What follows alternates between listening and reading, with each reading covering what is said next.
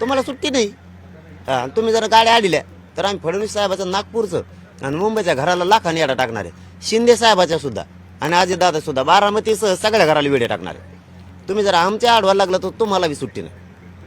पाटील, तुम्हाला आणखी वेळ आहे, तुम्हाला असं शंका आहे की सरकार तुम्हाला अडथळे निर्माण करेल म्हणून तुम्ही दुसरा प्लान तयार ठेवला? नाही नाही, निर्माण नाही आणि आम्ही कमी संख्येने चाललेलो नाही भ्यायला आणि त्याला. पण इथून मागं ते नेट बंद कर, ते आंतरवाल्यावर हल्ला घडून आण, जाणून बुजून केलेले नाटकं.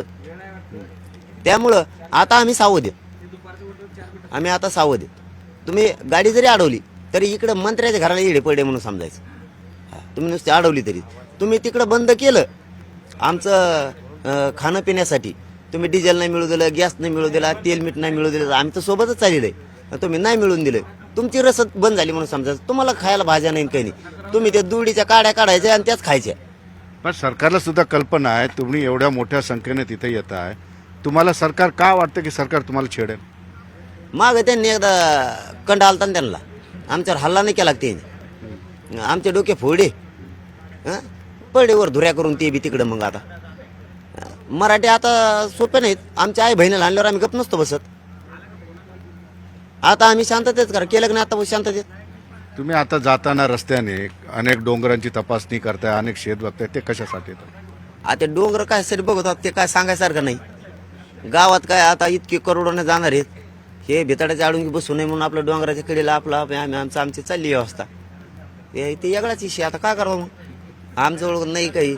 सगळ्या मुंबईतल्या जे महानगरपालिका आहेत, जिल्ह्यातल्या ज्या महानगरपालिका आहेत त्यांनी सगळे टॉयलेट पुरवले पाहिजेत. आणि मुख्यमंत्र्याला, गृहमंत्री साहेबाला, फडणवीस साहेबांना विनंती की महानगरपालिकेच्या नगरपालिकेचे जे टॉयलेट आहेत ते आमच्या रॅलीत द्या, सहकार्य करा.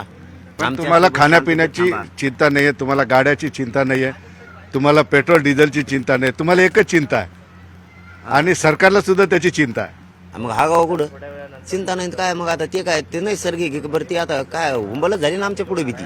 बरं ते प्रचंड संख्येने आहेत. त्याच्यामुळे आम्हाला डोंगरावर मुक्काम केल्याशिवाय पर्यायच नाही.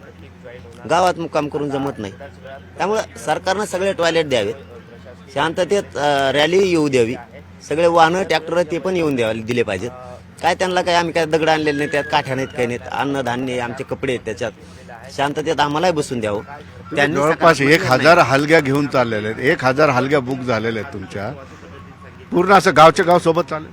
गावाच्या गावात सोबत चालणार आहेत. गावागावात मराठी राहणार नाही आहेत. गणेश मंडळाचे ढोलीबाजी येतं, लय जेमा येतात, कबड्डी खेळणारे येतं, खो खो खेळणारे आहेत, कीर्तनकार आहेत, शिवशाहीर आहेत, भारूड करणारे येतं, जनजागरण करणारे आहेत. आमचे पारंपरिक जे मराठ्यांचे शेतकऱ्यांचे जे खेळ आहेत ते सगळे सोबत आहेत. आम्हाला टाइमपास म्हणून पाहिजे.